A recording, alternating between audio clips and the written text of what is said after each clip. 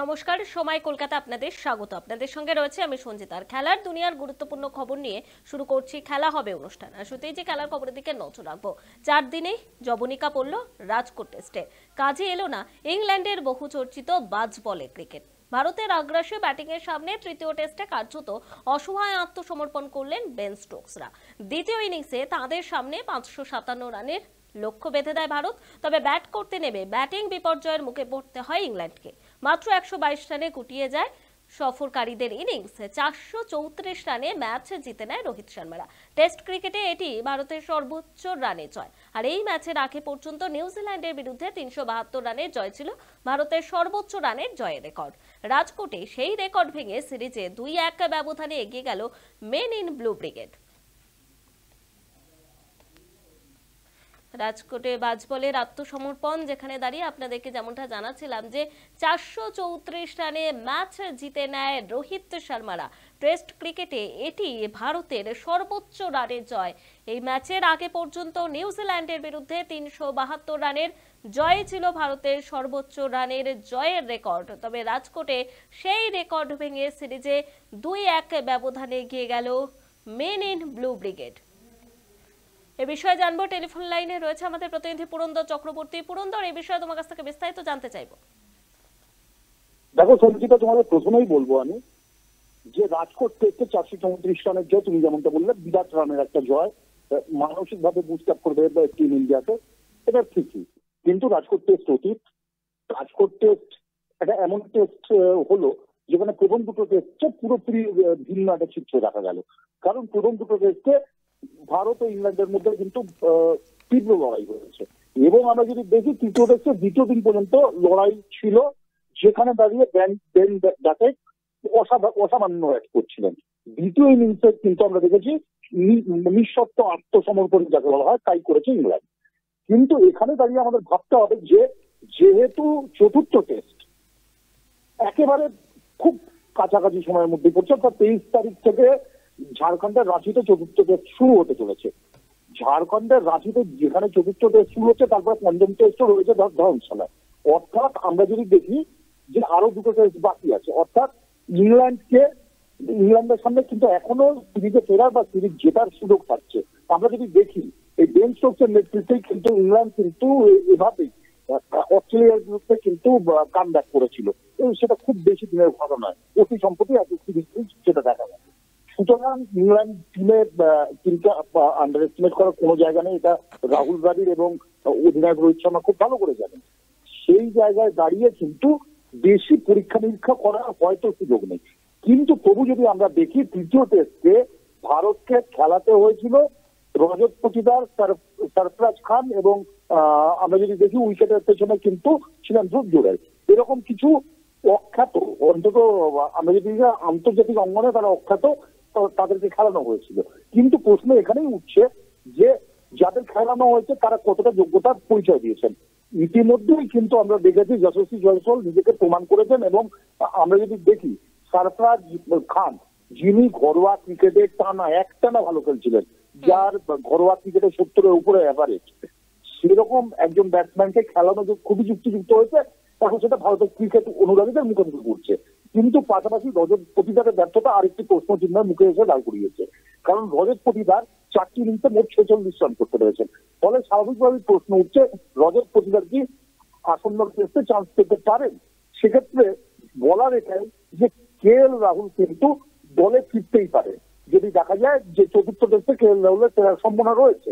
যদি KL রাহুল চোট আঘাতের কারণে না ফিরতে পারেন, সেক্ষেত্রে কিন্তু কি ভাবা হবে। আমরা যদি দেখি অশ্বিন যখন অনুপস্থিত ছিলেন, দেবদত্ত পারিক্কালকে মাঠে দেখা গেছে। কর্ণাটকের এই তরুণ ব্যাটসম্যান অত্যন্ত সম্ভাবনাময়, তিনি কিন্তু টেস্ট দলে ঢুকে যেতে পারেন। পাশাপাশি এই সময় আমাদের কিন্তু মাথায় চলে আসছে যে আরো কিছু অল্টারনেটিভ ভারতের হাতে রয়েছে। কারণ আমরা যখন সরফরাজ খানকে দেখলাম, যেহেতু বয়সের দিকে তাকিয়ে চেতেশ্বর পূজারা, অজিঙ্ক্য রাহানেদের ভাবা হবে না, অথবা বর্তমানে ঘরোয়া ক্রিকেটে চেতেশ্বর পূজারা খুব ভালো রান করছেন, তার মতোই আরেকজন অসামান্য ক্রিকেট খেলছেন, তিনি হচ্ছেন কেরলের অধিনায়ক শচীন দেবী। এইরকম বেশ কিছু তারকা আছে যারা কিন্তু 35-এর গন্ডি পার করে ফেলেছেন। তাদের কথা না ভেবে ভারত যে নতুন তারকাদের কথা ভাববে, এটা স্বাভাবিক ব্যাপার। এখানেই কিন্তু রিঙ্কু সিং, জাসদুল বা এবারে যিনি রঞ্জিতে সর্বোচ্চ রানের অধিকারী অন্ধ্রপ্রদেশের রিকি ভুই, এরকম বেশ কিছু তারকা রয়েছেন যাদের কিন্তু আগামী দিনে দলে দেখাই যেতে পারে। অন্তত সরফরাজ খান বা যশস্বী এরা কিন্তু এই প্ল্যাটফর্মটা তৈরি করে দিয়েছেন। নতুনদের সুযোগ দেওয়ার পরে তারা সফল হয়ে সেই জায়গাটা কিন্তু তৈরি করে দিয়েছেন। পাশাপাশি ভারতের বোলিং লাইন আপ নিয়ে আপাতত চিন্তার কিছু নেই, কারণ দেখা যাচ্ছে অক্ষর প্যাটেলের মতো স্পিনার কিন্তু প্রথম একাদশের জায়গা পাচ্ছেন না। সেখানে দাঁড়িয়ে যে ভারতের বোলিং লাইন আপ নিয়ে আপাতত চিন্তার কিছু নেই, এবং একইভাবে পেসার বাহিনীর দিকে আমরা যদি দেখি তাহলে মোহাম্মদ শামি যে কোনো সময় রিটার্ন করতে পারেন ইংল্যান্ড সিরিজের পরে। এবং অন্যদিকে প্রাক্তন তারকাদের কথা ভাবা হচ্ছে না, প্রাক্তন বলতে বলছি শুধু সদ্য প্রাক্তন করে দেওয়া হয়েছে উমেশ যাদব বা ভুবনেশ্বর কুমারকে। সেখানে দাঁড়িয়ে নতুন ছেলেদের কথা ভেবেই কিন্তু বাংলা পেসার আকাশদীপকে ডেকে নেওয়া হয়েছে। এভাবে কিন্তু আমরা বলতে পারি বোলিং এর দিকটা নিশ্চিন্ত হলো। ব্যাটিং এ আরো হয়তো কিছু নতুন মুখ আগামী দিনে দেখা যেতে পারে। রাহুল না খেললে পরে কিন্তু দেবদূত পাডিক্কালের খেলার সম্ভাবনা রয়েছে, এটা বলাই বাহুল্য। সঞ্চিতা, একেবারেই অনেক ধন্যবাদ পুরন্দর। এতক্ষণ আমাদের সঙ্গে টেলিফোন লাইনে ছিলেন আমাদের প্রতিনিধি পুরন্দর চক্রবর্তী। 4 দিনে ঐতিহাসিক জয় পেল ভারত, তবে ভারতের বোলিং লাইন আপ নিয়ে চিন্তার কিছু নেই, তবে ব্যাটিংয়ে আগামী দিনে কিন্তু বেশ কিছু নতুন মুখও দেখা যেতে পারে।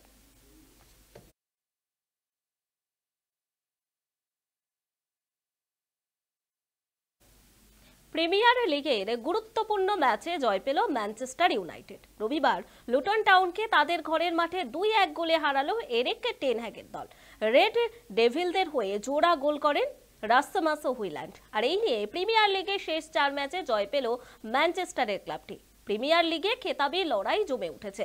লিভারপুল, আর্সেনাল এবং ম্যানচেস্টার সিটি বাকি দলগুলি থেকে কিছুটা সুবিধাজনক জায়গায় রয়েছে। তবে শুধু খেতাবি লড়াই নয়, জমে উঠেছে প্রথম 4-এ থাকার লড়াইও। কারণ ইংল্যান্ড থেকে প্রথম 4 দল চ্যাম্পিয়ন লিগ খেলার সুযোগ পাবে, যেই লড়াইয়ে রয়েছে ম্যানচেস্টার ইউনাইটেড। এখন লিগের বাকি 13টি ম্যাচ এরিক টেন হ্যাগের দলের কাছে খুবই গুরুত্বপূর্ণ। লুটনের ঘরের মাঠ কেনিলওয়ার্থ রোডে খেলা শুরুর প্রথম মিনিটেই এগিয়ে যায় ম্যানচেস্টার ইউনাইটেড। 37 সেকেন্ডে লুটনের এক ডিফেন্ডারের ভুলে বল পেয়ে যান রাসমাস হুইল্যান্ড। গোলরক্ষককে পরাস্ত করে ঠান্ডা মাথায় বল জড়িয়ে দেন জালে। চলতি প্রিমিয়ার লিগে ইউনাইটেডের যা দ্রুততম গোল। এই গোলের সঙ্গে প্রিমিয়ার লিগে ইতিহাস গড়লেন ডেন স্ট্রাইকার। প্রিমিয়ার লিগে সর্বকনিষ্ঠ ফুটবলার হিসেবে টানা 6 ম্যাচে গোলের নজির গড়লেন তিনি। 21 বছর 14 দিন বয়সে এই কৃতিত্বের অধিকারী হলেন হুইল্যান্ড। এতদিন এই রেকর্ডটি ছিল নিউক্যাসলের মিডফিল্ডার জো উইলকের দখলে। তিনি 21 বছর 272 দিনে এই রেকর্ডের মালিক হয়েছিলেন। প্রথম গোলের মিনিট 6 পর ফের লক্ষ্যভেদ করেন হুইল্যান্ড। 10 মিনিটের মধ্যে 0-2 গোলে পিছিয়ে পড়লেও হাল ছাড়েনি লুটন। 14 মিনিটে ইউনাইটেড রক্ষণ জড়াতে সুযোগে নিয়ে একটি গোল শোধ করে তারা। গোল করেন কার্লটন মরিস। ম্যাচের বাকি সময় বল দখল থেকে কর্নার সব বিভাগে ইউনাইটেডকে টেক্কা দেয় লুটন, তবে খেলায় সমতা ফেরাতে পারেনি তারা। গোলের ব্যবধান বাড়ানোর সুযোগ ছিল ইউনাইটেডের কাছেও। গোলরক্ষককে দুবার একা পেয়ে লক্ষ্যভেদ করতে পারেনি ব্রুনো ফার্নান্ডেজরা। তবে এই জয়ের ফলে লিগ তালিকার 6 নম্বরে রইল ম্যানচেস্টার ইউনাইটেড। 25 ম্যাচে তাদের পয়েন্ট 44, 47 পয়েন্ট পেয়ে তালিকার 5 নম্বরে টটেনহাম হটস্পার। 4 নম্বরে থাকা অ্যাস্টন ভিলার পয়েন্ট 49।